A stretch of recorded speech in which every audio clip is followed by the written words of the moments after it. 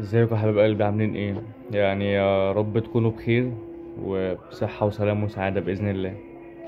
انا وشي مقفول والله العظيم وشي مقفول بسبب الماتش اللي ما يعلم بالله ربنا ده. يعني الواحد مش عارف يقول ايه. الزمالك ما بيحبش يمشي كويس.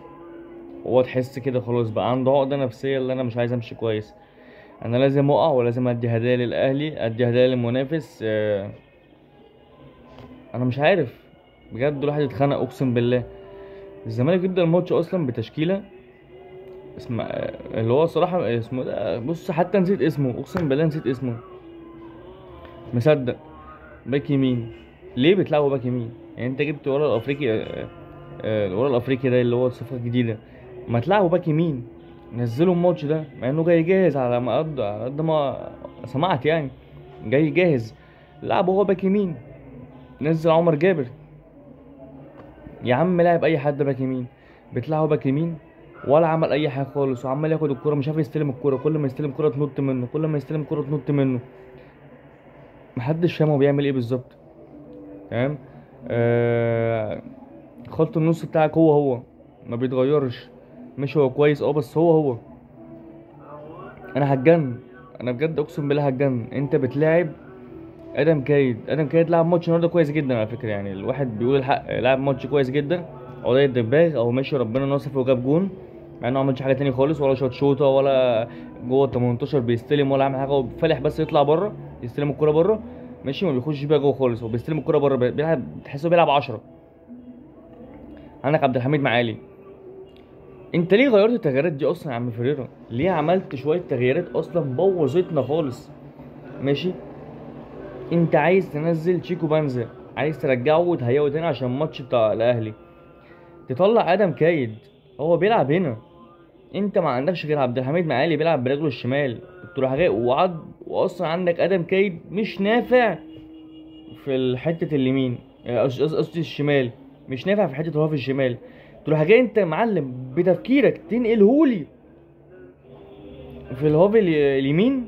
ده ينفع؟ ازاي؟ طيب ازاي هو مش نافع هنا تنقله هنا؟ طب هو ما عملش حاجه هنا. هو بوظنا. دخل بوظنا. وعبد الله السعيد 40 سنه بس، اقسم بالله احسن نص ملعب في مصر كلها، اقسم بالله احسن نص ملعب في مصر كلها. رايح جاي رايح جاي رايح جاي، ده في كوره عملها مع ادم كايد. ادم كايد راح جاي مضيعها. راح جاي ناصر ماهر راح جاي مسلمها له بصدره، دخل شاطها بوش رجله بس الجون صدها. بجد عبد الله السعيد ده يا جدعان بسم الله ما شاء الله عليه. خلاص عنده 40 سنه، انت لعبت الماتش كله. وطلع عينه بقى بيروح ويرجع ويجي مع المدافعين ويروح مع بدل المهاجم يعمل كل حاجه. لما دونجا اتصاب بتنزله هو مركز ستة. يا جدع حرام عليك يا جدع. يا جدع حرام عليك اقسم بالله. طب نزل احمد حمدي اللي لسه نازل فريش ده. ماشي.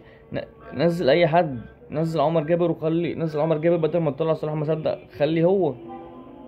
خلي صلاح مصدق يلعب هو رقم ستة او اي نفع وخلاص، اي دافع وخلاص. على الله يغطي حسام عبد المجيد اللي عمله ده. انا مش فاهم بجد ايه اللي بيحصل. والله العظيم ما فاهم. وشيكو بانز ده ايه اللي جابه تاني اصلا؟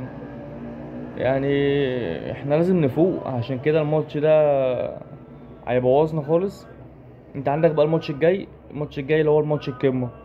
انت الماتش ده خسرته، انت مع السلامه. اقسم بالله مع السلامه خلاص. ولا تقول لي بقى دوري ولا تقول لي اي بطوله خالص، هنفرح بالكاس في الاخر كده وزغرتين وحلوه كده في الاخر، ولا عملنا اي حاجه خالص، صفقات وفلوس والدنيا وفرحنا ووجع قلب في الاخر. يعني حرام والله. بص انت عندك الاهلي واقع خالص، والاهلي ضايع، واللعيبه بتكره بعضيها وبيكسبوا الحرس بالعافيه، وانت بتروح تتعلم مع الجونه. انت جونه ووادي دجله وبتضيع اللي بص. رحت تكسب لي المصري تكسب المصري 3، وبتتعادل لي مع الجونه 1-1 وبتخسر لي من وادي دجله. انا مش فاهم، والمقاولين برضو بتوقعك. انا مش فاهم بجد ايه اللي بيحصل ده. فيريرا انت بجد انا من اول الموسم انا مش مقتنع بيك. انت قدام مصر لعبت ماتش كويس، بس احنا عايزين لازم تمشي كويس. لازم تمشي كويس يا ابني. انت عندك منافس اسمه الاهلي، وفي بيراميدز جاي النهارده بعد ما عمل ماتش مع اهلي جده. فرمهم هناك في اهلي جده هيجي فايق. يعني بجد حرام اقسم بالله على اللي بيحصل ده يعني. الله يعيننا على اللي بيحصل. ولما نشوف يوم 29 ده هنعمله ايه. و يا مسهل.